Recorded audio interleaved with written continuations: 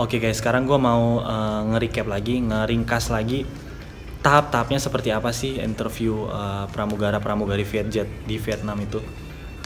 Interviewnya di Kuala Lumpur ya, tapi perusahaannya nanti di Vietnam. Jadi pas gue nyampe Vistana Hotel, gue naik ke lantai 3 dan di situ pas liftnya kebuka ada satu orang kayak chiefnya gitu kali, panitia rekrutmennya. Dia udah standby dan disuruh masuk ke dalam.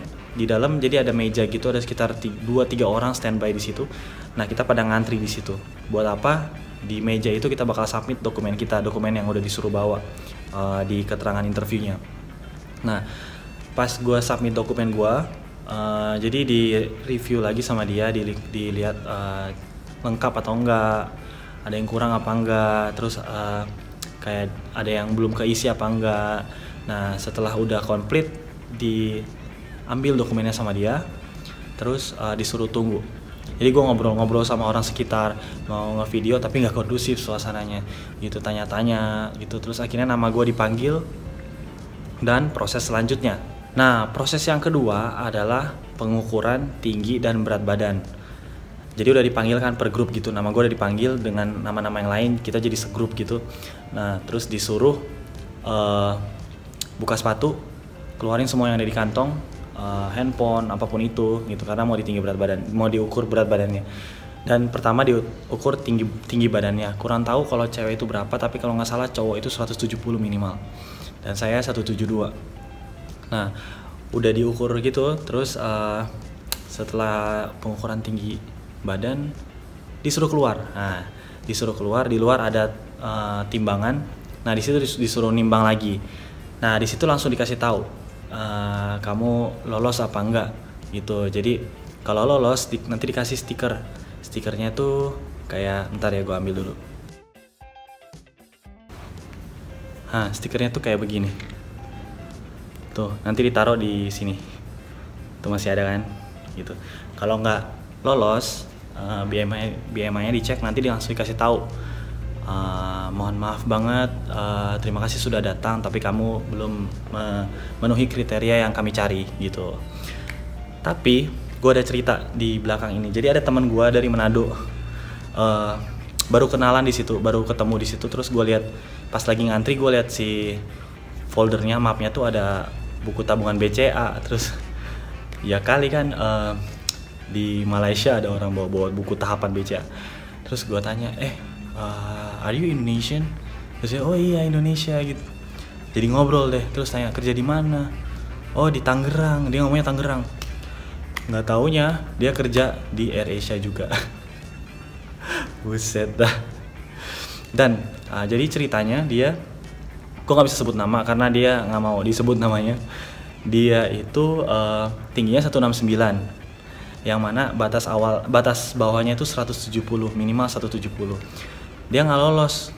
Nah, abis itu dia udah nggak, jadi dia udah ukur tinggi badan udah nggak lolos, dia udah nggak ukur berat badan lagi karena ya udah stuck di situ. Terus dia nunggu di luar gitu, di daerah kolam. Terus ditanyain sama panitianya, lagi nunggu apa gitu. Terus dia, enggak, saya lagi nunggu Grab. Dia lagi pesen Grab.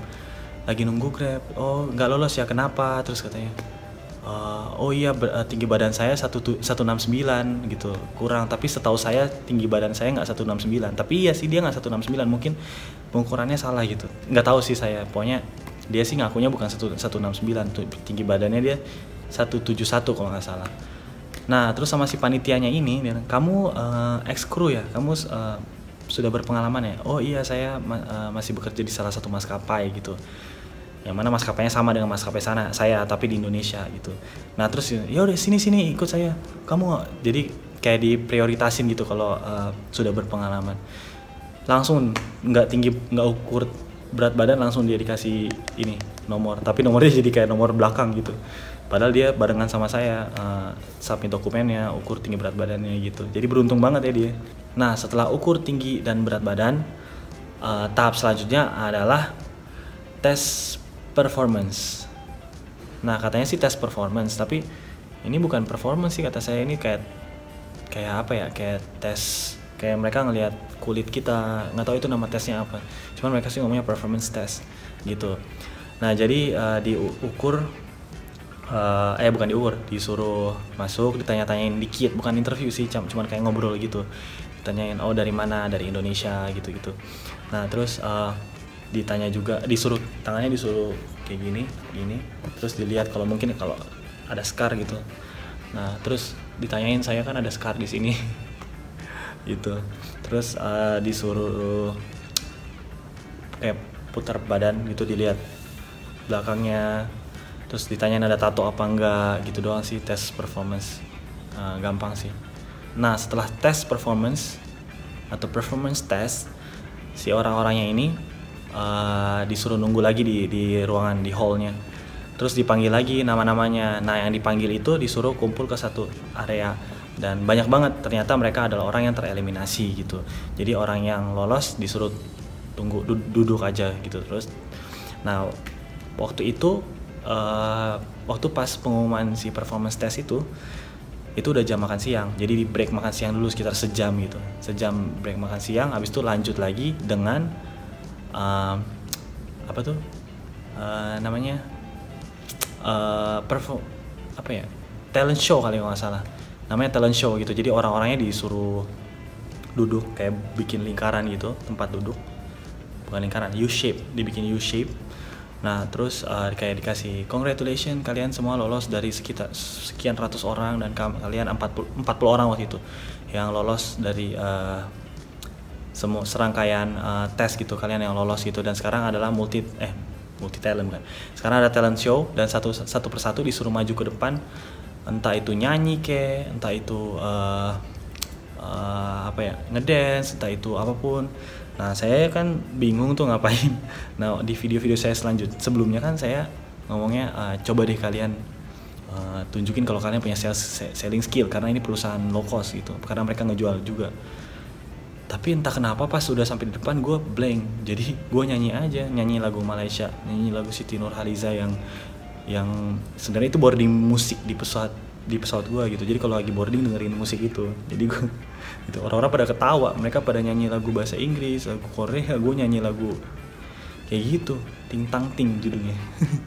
Nah setelah talent show, tes yang terakhir adalah final interview. Jadi bagusnya Vietjet, ini saya sangat apresiasi itu, semuanya kita tahu dalam sehari, dari pagi sampai sore itu benar-benar di pack. Jadi nggak perlu orang yang dari luar negeri atau dari luar kota nggak perlu bolak-balik gitu. Jadi yang mau cuti juga gampang gitu, karena cuma sehari doang dan langsung tahu hasilnya gimana. Nah masuk ke tahap interview.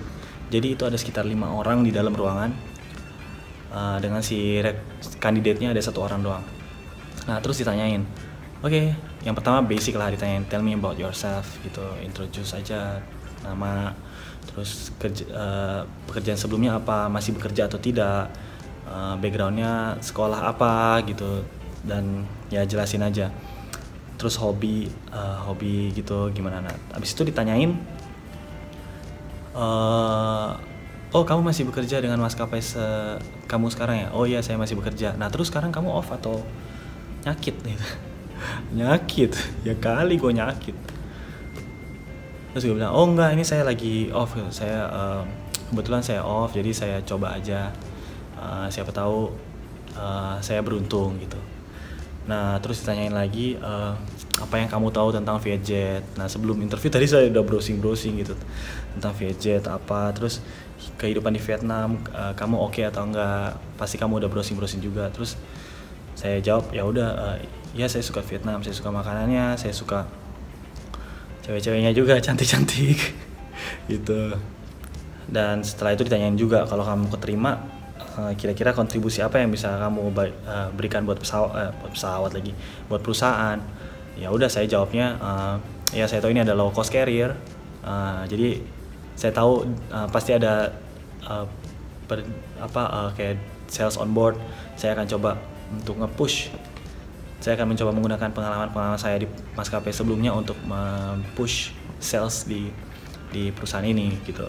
Terus kayak dia tertarik gitu, tapi saya nggak yang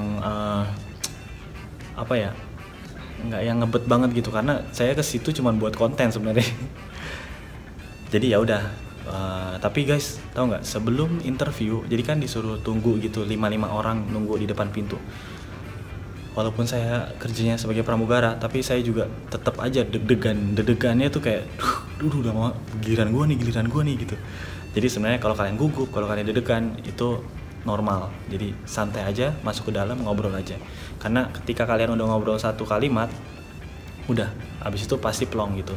Dan interviewnya full English karena nggak ada orang Indonesia di dalam gitu. Ada orang Vietnam, ada orang Malaysia, ada orang Thailand kalau nggak salah gitu.